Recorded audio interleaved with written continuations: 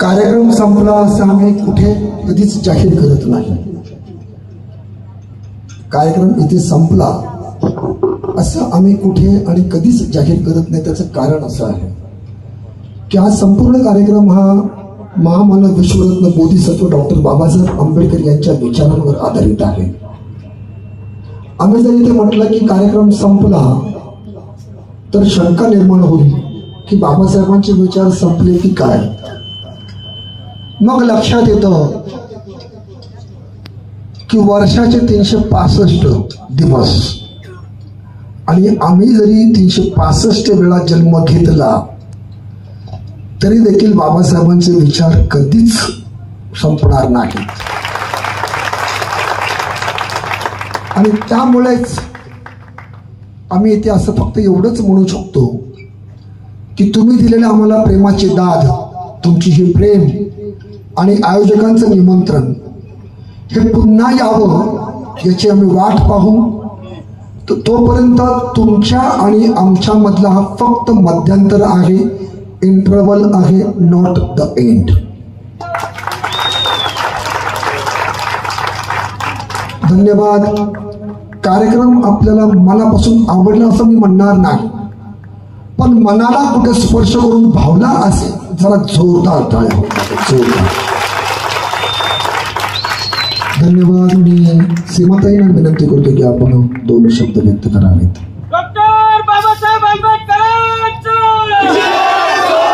छत्रपती शिवाजी महाराज की, महात्मा ज्योतिबा फुलेंचं. आपल्या प्रतिष्ठानच्या वतीनं आज या ठिकाणी आपण संयुक्त महापुरुषांची जयंती साजरी केली. आमचे गणेश भाऊ यांचे खूप आभार, तुम्हा सगळ्यांचा आभार खरं तर. हो, आणि या पुण्य ऐतिहासिक भूमीमध्ये आज आम्ही पहिल्यांदा कार्यक्रम केला.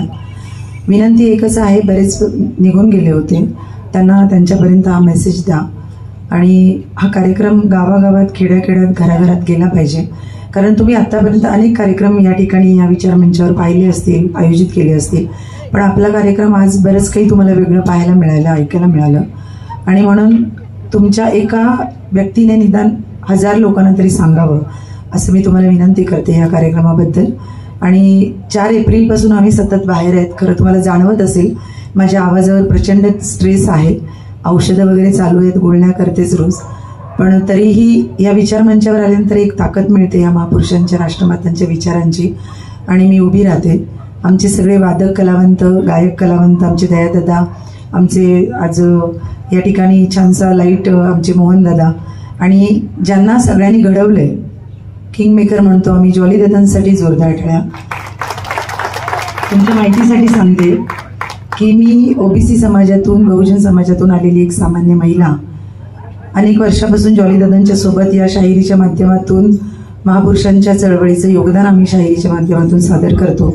पण मी ओबीसी समाजातून, गुरुपुजारी समाजातून येऊन या महापुरुषांचे चरित्र वाचता वाचता माझ्यामध्ये स्वतःमध्ये परिवर्तन झालं आणि गेल्या 5 ऑक्टोबर 2022ला मी विज्ञानवादी धम्माचा स्वीकार केला नागपूरच्या दीक्षाभूमीवर.